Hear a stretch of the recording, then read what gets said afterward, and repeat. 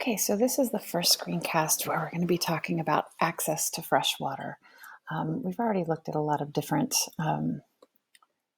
ways that the water cycle can be disrupted, but now this first one, we're going to focus on the inequitable availability and uneven distribution of water supplies. So essentially, throughout this unit for 4.2, we're looking at, how are we using water? And why is that unequal across the globe? And what that means for water security and conflict between societies. And lastly, what are freshwater resources, or how can our freshwater resources be managed using a variety of different approaches? So you're going to end up kind of looking into different approaches, EVSs. You'll need to evaluate them. This particular screencast, we're just going to be focusing on these unequal supplies.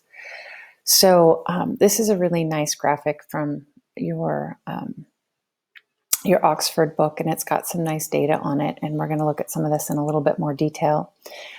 So one of the first things that we have is that 1.1 billion people live without clean drinking water. Okay, and so you can see kind of where in the world is that access to clean drinking water. And you can see it's concentrated in a lot of places that have other issues too, large population growth and healthcare systems, you name it. So right now we're looking at 2/3 of the world is going to be living with water scarcity or total water deprivation, and a lot of that has to do with climate change and our changing our changing distribution of water based on some of the things that we've done, whether it's through pollution or logging. Another is, besides just having access to clean water to drink, it's just having the clean sanitation. Like, where are you going to go to the bathroom? And that's a really big deal because if you don't have those basic sanitation services like toilets or latrines, all of that wastewater is actually going to be mixed in with the other water you might be drinking. And you can imagine that drinking water that hasn't been treated, or poisoning our water with our sewage, can cause some serious illnesses.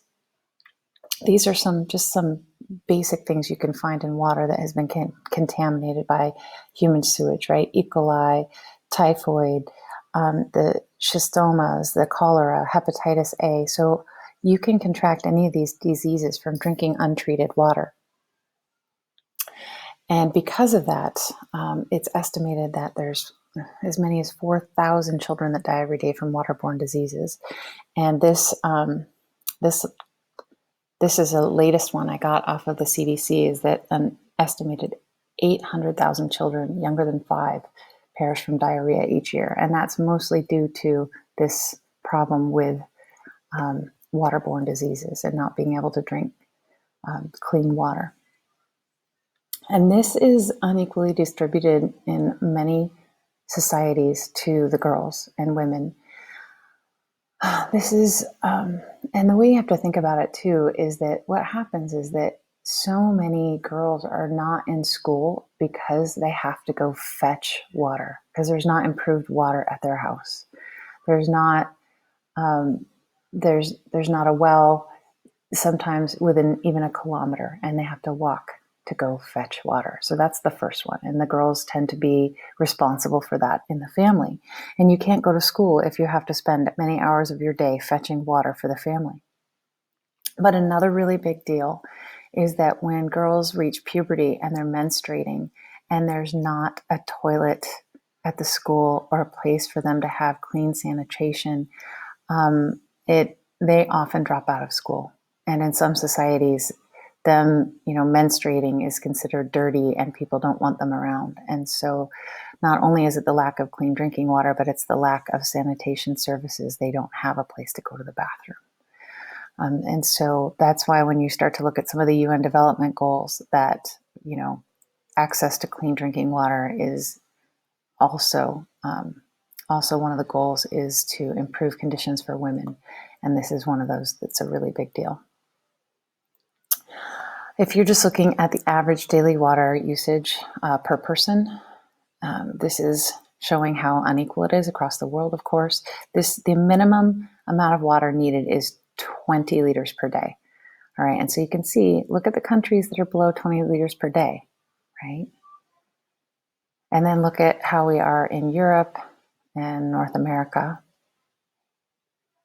right? And so we have access to this daily water usage to do our laundry, to do, to have a running toilet, to cook, to clean, to grow things. And there's some people who, for a human being, needs 20 liters of water per day to do the things that they need to do. And there's so many countries that aren't even meeting that. Okay, and the last bit that I want to really focus on here is this question that you're going to need to have to approach, is that how do population, irrigation, and industrialization, how when they increase, is that going to put more demands on fresh water? So I think one of those things that you realize is that obviously more people in an area means more water is necessary. And if you have more people, that means you're going to need more food. And if you need more food, that means you're going to need more water for your plants to grow and your animals to drink, right? And as people start to grow more food, and if there's anything that they need through industrialization, if that's increasing, industrialization takes a lot of water. So there's some really common things that, that we use all the time that take tons and tons of water. I'll show you an example of some of those things that we need. But before I do that, look at this population growth map, right? So here's where population is growing the fastest, is where it's red, okay? So here's our population growth map. And we've got the fastest growth, of course, in Africa. And now take a look at what happens when you get to where water scarcity is. Oops, sorry. So now this map is population growth, and compare that to where water is most scarce already. So we've got these economic water scarcity in all of this region, and look at the population growth rates here. There's actual physical water scarcity in these regions here, and look right here, right? There's physical water scarcity here, and you've got the highest population growth. Okay.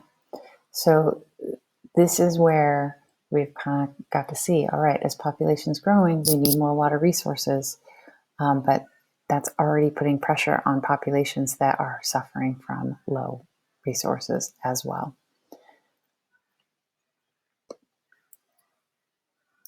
Here, I was telling you about we need to use water for a lot of different things. Look at how much water you need to produce just 1 kilogram of wheat, rice, and beef.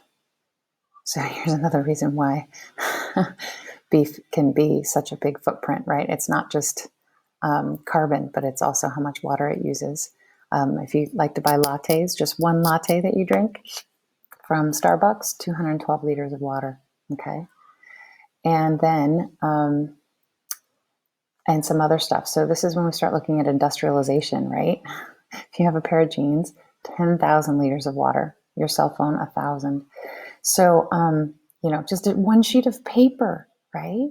Because the amount of water required to live off per day is 20, and you use half of that on one piece of paper that you maybe just don't even pay attention to, and you scribble something on and then put in the recycle bin. So industrialization, agriculture, all of these things take a lot of water, and obviously more people means more need for all of these things, which of course means more water, and it puts more and more stress on the demands.